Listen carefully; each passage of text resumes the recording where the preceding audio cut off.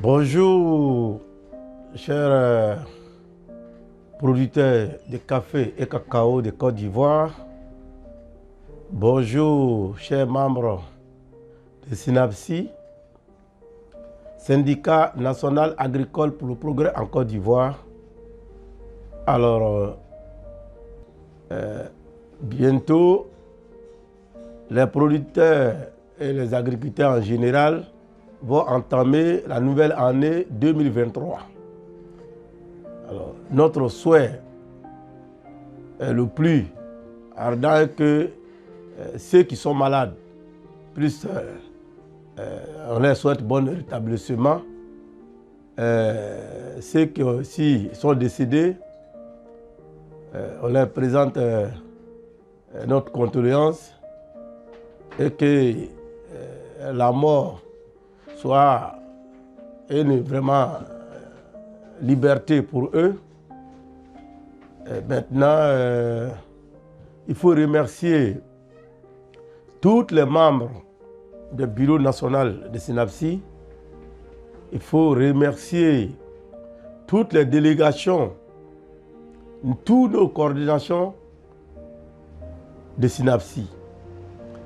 Alors, n'oubliez pas aussi de remercier notre plateforme SYNAPSI et Anaprosi depuis bientôt 3 ans que nous avons vraiment mis cette plateforme en place pour travailler en collaboration,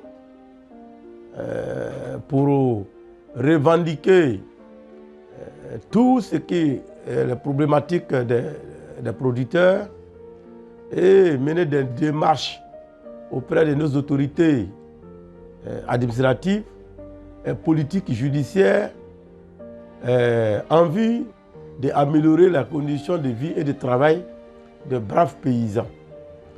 Alors, à ma qualité de président national de SYNAPSI et président de la plateforme, alors, il était important qu'on prenne la parole pour féliciter tout le travail abattu en 2022. En 2022 était une année beaucoup mouvementée pour les agriculteurs, le particulier, le syndicat SYNAPSI, où il y a eu beaucoup de réunions, beaucoup de voyages, beaucoup d'ateliers, beaucoup de réunions de formation, beaucoup de rencontres, où en 2022 était une année aussi de grève, parce que depuis 2021, lorsque le gouvernement nous a convoqués pour nous faire part des fonds de soutien par rapport à la maladie coronavirus, alors ça, c'est information. On a accueilli ça avec beaucoup de satisfaction. Mais il y a eu un moment donné où le doute avait commencé à s'installer parce que celui qui a faim, ce n'est pas un homme libre. Alors, on a essayé de demander que la promesse tardait à venir. Bon, ça y est, à un moment donné, après plusieurs négociations, bon, on a assumé que, en tant que syndicat, il fallait démontrer ses mécontentements pour le retard. C'est-à-dire qu'on a rédigé un préavis de grève pour déposer auprès des autorités compétentes. Tous nos braves paysans, membres des plateformes, ont répondu un appel massif pour faire respecter ces mots d'ordre, et notre cri de cœur est tombé dans une oreille attentive. Le gouvernement dirigé par le Dr Alassane Ouattara n'a pas ménagé aucun effort pour nous rencontrer et nous rassurer et effectivement nous faire savoir que cet argent était là, qu'il était une question de procédure techniques. Vous savez, nous ne sommes pas techniciens. Quand on nous parle de techniques net en embrouillé, ben, finalement, ils ont eu raison. Les techniques ont démontré pourquoi ça durait. Alors, tellement on a été content. En 2020, on avait fait une promesse en 2020 en disant au président de la République que le café a été bloqué en 2018-2019. Le président, on a lancé un appel pour lui demander d'acheter tous les cafés bloqués pour enlever dans la main des producteurs.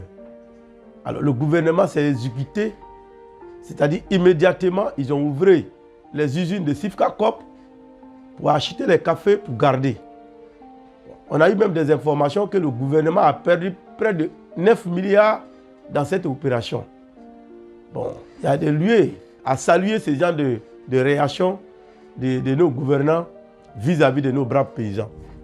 Alors, à partir de cette réaction positive du gouvernement, nous avons promis à organiser une journée de hommage au chef de l'État pour lui dire merci pour sa générosité et pour sa considération à l'égard des producteurs de café et cacao. Mais malheureusement, lorsqu'on a annoncé cette journée de hommage, il y a eu des prédateurs de gauche à droite.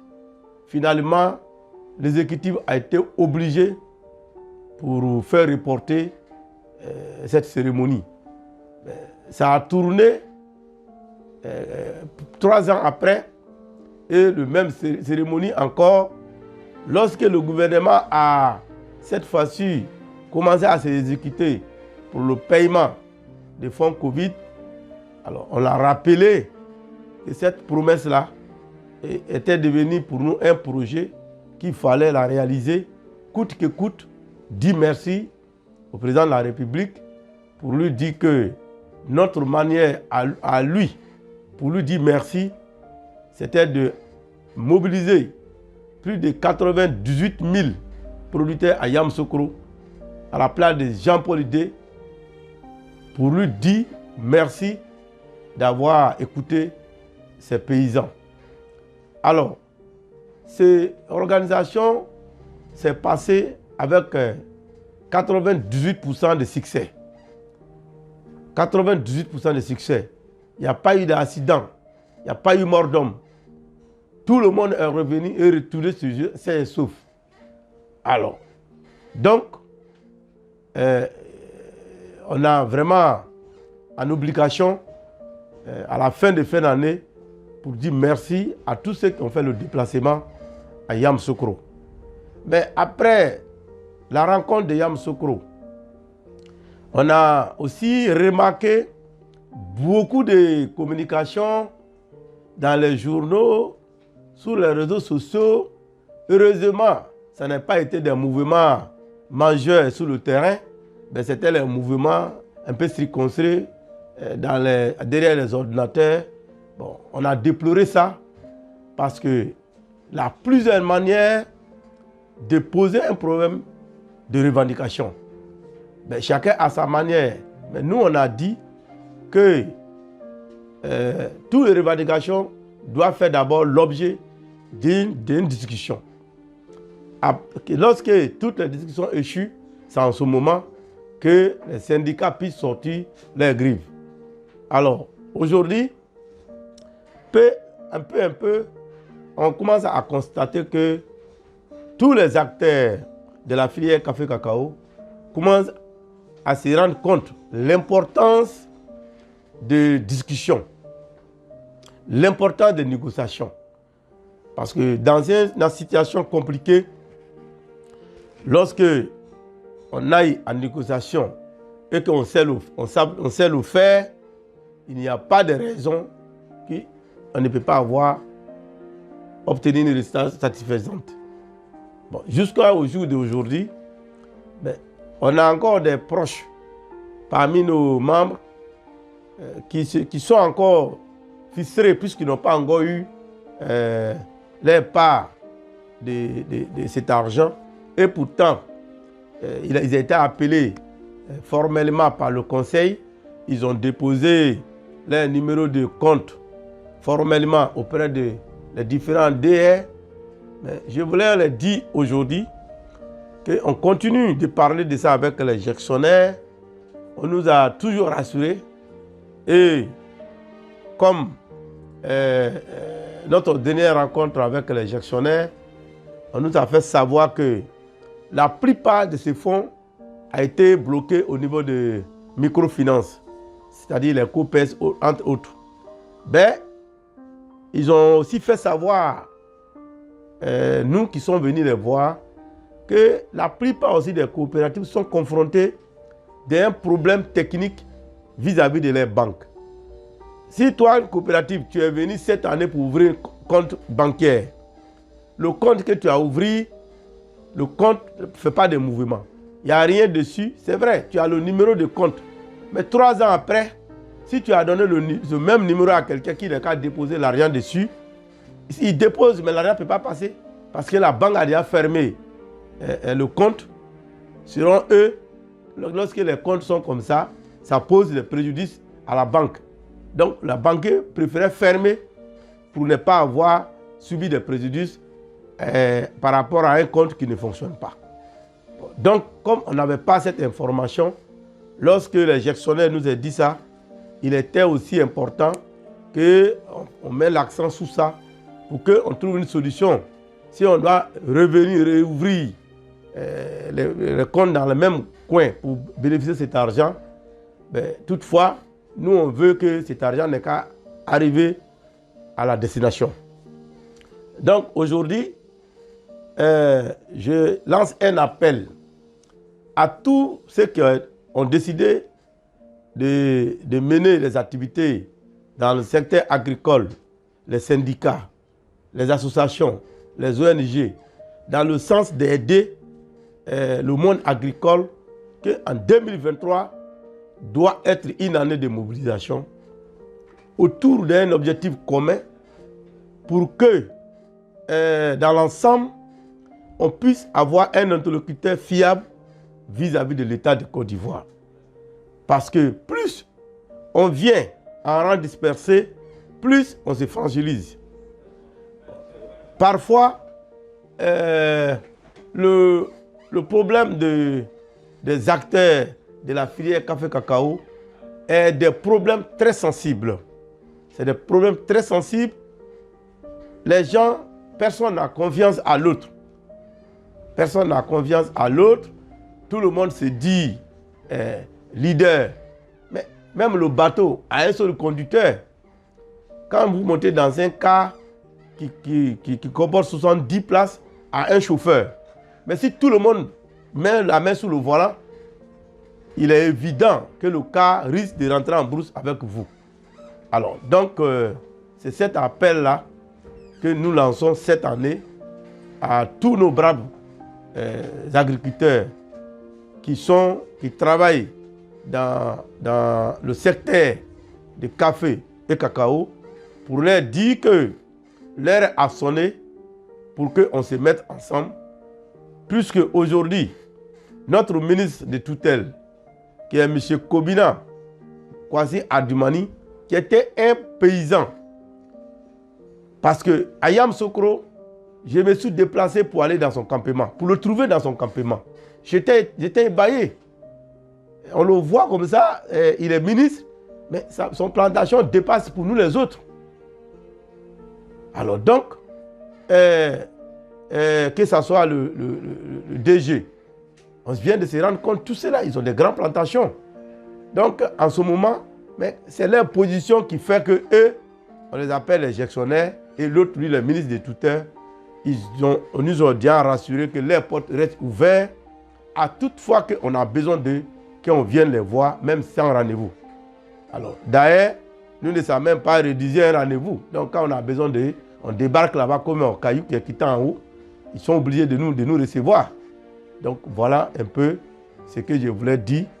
Avant de clore mes propos, je voulais vraiment souhaiter bonne année à tous les planteurs de café cacao, à tous les agriculteurs en général, et 2023 soit une année de paix, de santé, d'entente, et que 2023 soit une année d'union. Commencez d'abord par politique. Et donc, à se serrer les coudes. Plus qu'eux-mêmes, plus qu'il faut trop de bruit, ça fait que nous-mêmes, qui ne savons même pas qu'est-ce qu'on parle, quand on commence à se dire, mais s'il y a trop de bruit autour de cette affaire, c'est que c'est intéressant. Or, pour nous, les citoyens lambda, et ils veillent pour nous. Et ils ne dorment pas à cause de nous. Mais quand ça devient un problème, qu'il n'y a pas de discussion, il y a toujours palabre, nous on se dit, mais ou bien nous on n'est pas au courant de tout ce qu'il y a dedans. Parce qu'il faut palabre à cause de quoi? Donc, voilà mon message à l'endroit des politiques, que cette année, l'élection qui va se passer soit vraiment un match. Quand on finit, vainqueur félicite et vaincu félicite le vainqueur. Et vainqueur, on n'a qu'à aussi respecter le vaincu. Et nous les producteurs, parce que quand c'est mélangé, nous on ne sait pas où aller. Nous sommes des planteurs, on n'a pas salarié, on n'a pas de congé. Et dès que c'est mélangé, tu n'as même pas bon cas d'année, en plus de raison que tu vas aller à l'aéroport pour prendre l'avion. Donc nous, on n'a pas intérêt à ce que ça se mélange. Voilà, on ne cherche même pas à savoir ce qui se passe en haut là-bas. Mais si on peut circuler, aller là où on veut revenir dans nos campements, c'est ça que nous suivons légèrement. Vivre le secteur agricole pour que vive la Côte d'Ivoire. Je vous remercie.